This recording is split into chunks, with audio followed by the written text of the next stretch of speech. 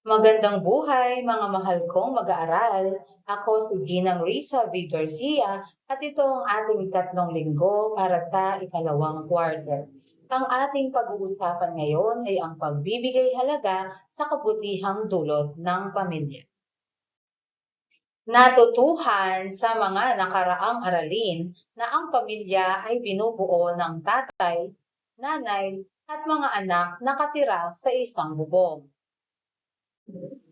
Sa paglipas ng panahon at mga pagbabagong kinakaharap ng pamilyang Pilipino, may mga pamilya na hindi kasama sa isang bubong ang kanilang tatay o nanay dahil marahil sa trabaho o mga sitwasyon sa pamilya.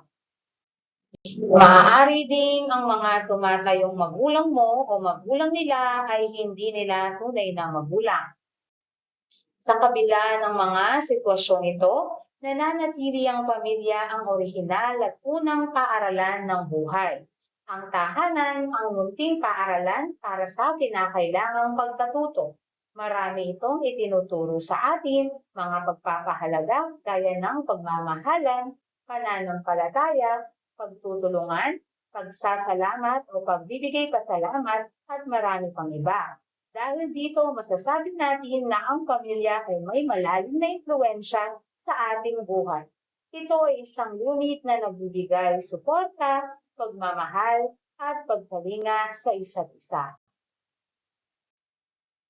Narito ang mga kabutihang dulot ng pamilya. Ilan sa mga kabutihang dulot ng pamilya ay ang mga sumusunod. Una, pagbibigay ng suportang pang-emosyonal. Ang pamilya ay nagbibigay ng emosyonal na suporta sa ating mga pagsubok at kalungkutan. Sila ang unang taong tinatawagan natin kapag may problema tayo o kailangan natin ng payo. Ikalawa, pagpapaunlad sa ating sariling pagkakakilanlan at pagiging kasapi ng pamilya. Ang pamilya ay nagbibigay sa atin ng ating pagkakakilanlan. Ito ay nagpapalakas sa ating pagkatao at nagbibigay sa atin ng kahulugan sa buhay. Ikatlo, mahalagang gusto ng pamilya ang edukasyon at pagsasabuhay ng pananampalataya. Ang mga magulang o tumatayong magulang ay ang gumagabay sa atin upang lumaki at lumulad sa mga pagpapahalaga at magsabuhay ang misyon ng Diyos. Ikaapat, ang pamilya ang orihinal na paaralan ng mga pagpapahalaga at pagmamahal. Sa pamilya, natututuhan natin ang mga halaga tulad ng paggalang, pagmamahal, at pagtitiwala. Ito ay nagbubunga ng magandang asal at pag-uugali. Sa pamilya, unang naranasan kung paano mahalin upang ganap niyang matutuhan kung paano magmahal. Ikalima, ang pamilya ang una at walang makakapalit na paaralan para sa panlipunang buhay. Ika nga, the first and irreplaceable school of social life. Sa pamamagitan ng ating pamilya, natutuhan natin ang pagbibigay at pagtanggap ng suporta o tulong para sa nangangailangan. At ang ika-anim, ang pamilya ang tumutulong sa pagunlad ng kakayahan. Ang pamilya ay nagbibigay ng oportunidad para sa pagunlad ng ating mga kakayahan. Sila ang unang sumusuporta sa ating mga pangarap. Ang ikapito naman, ang pamilya ang tumutugon sa pangangailangang pangkalusugan at nutrisyon. Ang pamilya ay nagbibigay ng pagkain, kalusugan at nutrisyon. Sila ang nag-aalaga sa ating pisikal na kalusugan. At ang pinakahuli, ang pamilya ang pumapatnubay sa moral na pagunlad. Hinuhubog ng mga magulang ang ating moral na pagunlad sa pamamagitan ng pagmomodelo ng etikal na pag-uugali at pagtuturo ng tama mula sa mali. Ngayon nalaman natin ang mga kabutihang dulot ng pamilya, narito naman ang mga mabubuting dulot ng pasasalamat. Una, mas mataas na antas ng kaligayahan at kasiyahan. Ang pagiging mapagpasalamat ay nagbibigay ng positibong pananaw sa buhay. Ikalawang mabuting dulot ng pasasalamat ay nagbibigay ng mas malakas na samahan at koneksyon. Nagpapalakas ng relasyon sa loob ng pamilya sa pagitan ng mga anak sa kanilang kapatid at anak sa kanilang mga magulang. Susunod, ang ikatlo, mas malawak na pangunawa. Nagtutulak sa mga miyembro ng pamilya na magkaroon ng mas malawak na pangunawa sa mga sitwasyon at sa tao sa kanilang paligid.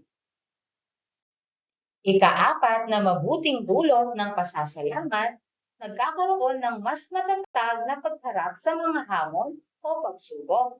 Mas nagiging handa na harapin ang mga hamon at pagsubok na darating sa kanilang buhay.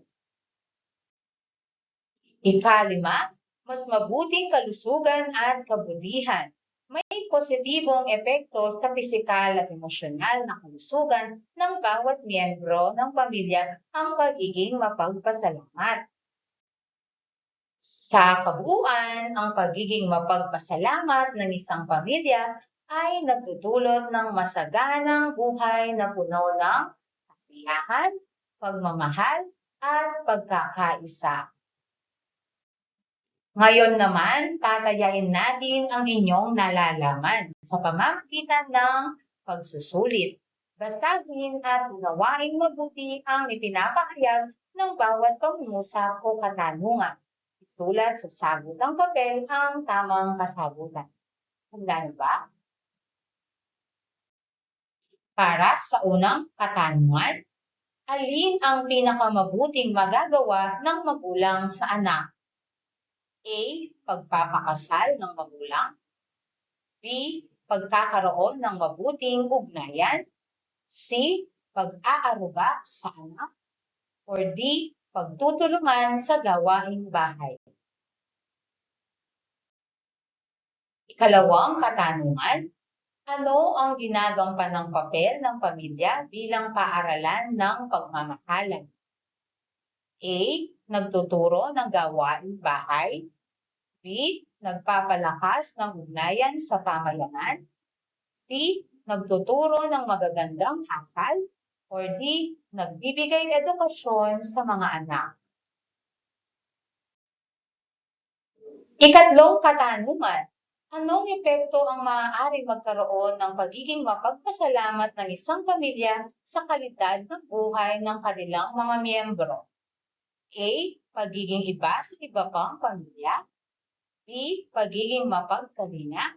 C. Mas mataas na antas ng kaligayahan at kasiyahan.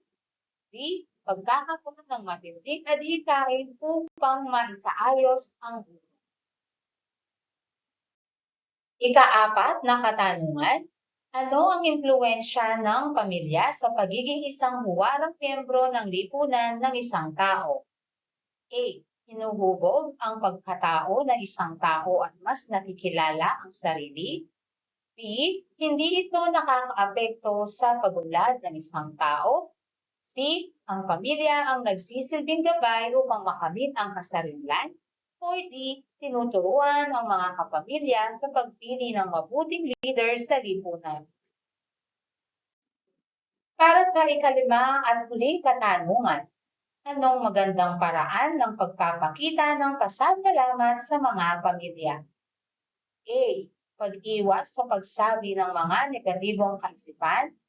B. Pagiging walang pakialam sa kanilang mga ginagawa. C. Pagbabahagi ng karanasan sa pamilya. Or D. Pagbibigay yakap. Handa na ba sa pagwawasto? Makipagpalit ng kwaderno sa iyong katabi at maghanda para sa pagwawasto. Unang bilang, ang ating kasagutan ay letter B, pagkakaroon ng mabuting ugnayan. Dahil ang pagkakaroon ng mabuting ugnayan sa anak ang magbibigay ng matatag na koneksyon mula sa anak papunta sa kanyang mga magulang. Ikalawang bilang, ang ating tamang kasagutan ay letter C, nagtuturo ng magagandang asal. Dahil ang unang-unang dapat malaman ng isang bata ay ang magagandang asal mula sa kanyang pamilya na kanya namang babaunin pagpasok sa paaralan. Sa ikatlong bilang naman, ang ating tamang sagot ay letter C. Mas mataas na antas ang kaligayahan at kasiyahan dahil ang pagpapakita ng iyong pagiging mapagpasalamat sa bawat miyembro ay ang pinakamagandang regalong maaari mong maibigay sa kabila ng mga sakripisyong ibinibigay nila sa bawat isa. Ang tamang sagot naman sa ikaapat na katanungan ay titik D. Tinuturuan ang mga kapamilya sa pagpili ng mabuting leader sa lipunan dahil isa sa kanilang tungkulin na ikaw ay gabayan sa pagpili ng mabuting leader sa pamamagitan ng pagpapakilala sa iyo ng mga mabubuting katangian na dapat taglayin ng isang pinuno. Para sa huling bilang, ang ating tamang sagot ay titik A.